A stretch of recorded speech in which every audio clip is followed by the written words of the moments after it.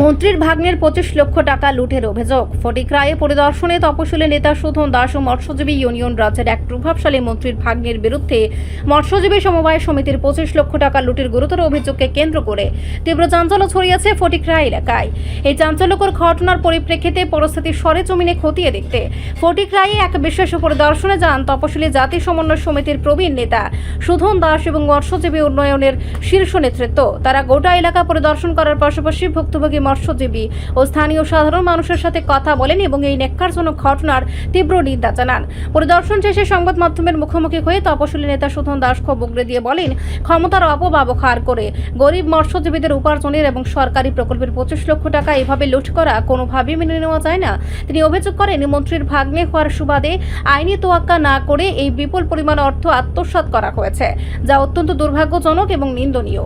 এই দুর্নীতির কারণে এলাকার সাধারণ মৎস্যজীবীরা চরম আর্থিক সংকটের মুখে পড়েছেন এবং তাদের মধ্যে তীব্র ক্ষোভ ও হতাশা বিরাজ করছে।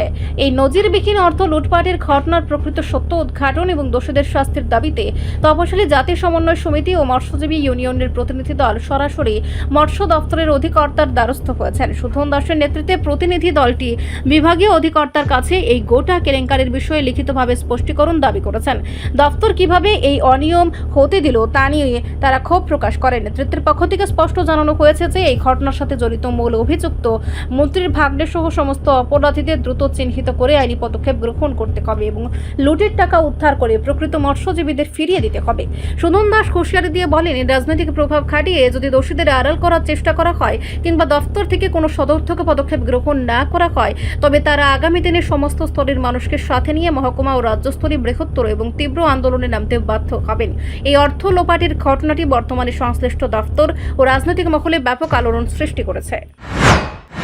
একটা সুইচ গেট করতে হবে করার প্রস্তাব ছিল, তারপরে এটা রাস্তা তৈরি করতে হবে কালভার্ট সহ, কারণ ওই পারে যেই সমস্ত বসবাসকারীরা আছেন বেশ কিছু পরিবার, তাদের যাতায়াতের রাস্তা এটা, তার জন্যে এই কালভার্ট তৈরি করে সেখানে রাস্তা তৈরি করতে হবে। এই সবটা মিলে একটা পরিকল্পনা এবং পুরো জলাশয়টা পরিষ্কার করে মাছ চাষের উপযোগী করে তোলা হবে। সেই শর্তে তারা রাজি হয়েছেন, সবাই এগিয়ে এসেছে। তো সেটারই কাজ শুরু হয়েছে। কাজ শুরু হওয়ার পর তারা দেখলেন যে 3 ভাগের 1 ভাগ এলাকাতেও কাজ হয়নি, কাজ শেষ হয়ে গেছে বলেছে। যেভাবে পরিষ্কার হওয়ার কথা বাকি এলাকা তো রয়েই গেছে। আমরা যা দেখলাম সচক্ষে 3 ভাগের 1 ভাগও হবে না, যেটুকু জায়গা পরিষ্কার করা হয়েছে। তারপরে সুইচ গেট কোথায়, কোনো দেখা নেই। তাদের বক্তব্য কালভার্ট নেই, যেখানে মাটি ফেলছিল এই শ্যাওলা বা কচুরিপানা তার উপরে মাটি ফেলেছে বৃষ্টিতে, প্রথম বৃষ্টিতেই এই মাটি ধুয়ে নিয়ে গেছে। এখন আবার বাঁশের দিয়ে সাঁকু দিয়ে পারাপার করতে হয়, মানুষ যাতায়াত করতে হয়। এই অবস্থা আমরা সেগুলি দেখে আসলাম। এই যেমন এটা দেখলাম, এই তাদের কথা শুনলাম। তো কি করে হচ্ছে এই কাজ, কারা করছে? না, কাজ করছে মন্ত্রীর ভাগিনা। মন্ত্রীকে বলছে সুধাংশু দাস।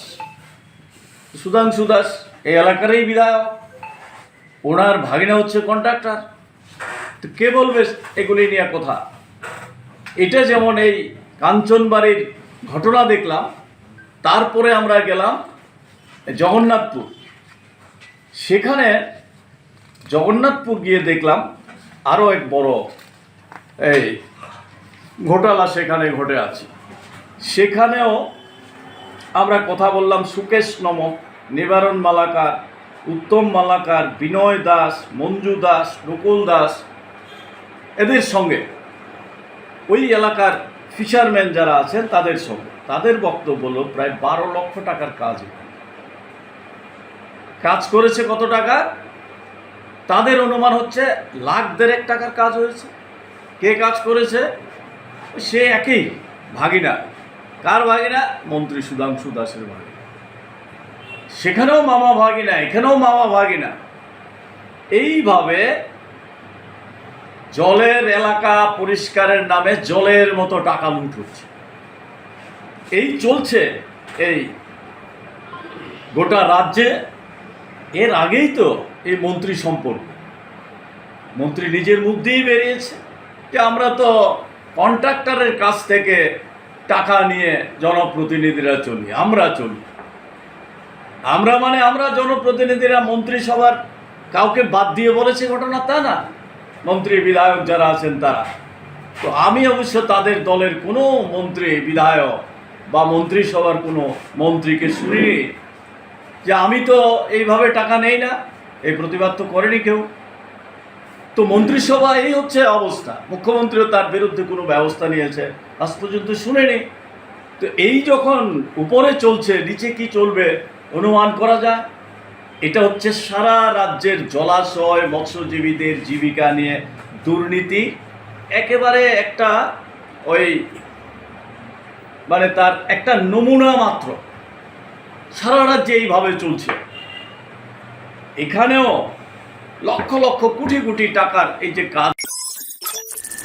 রিপোর্ট সংবাদ প্রতীক্ষা।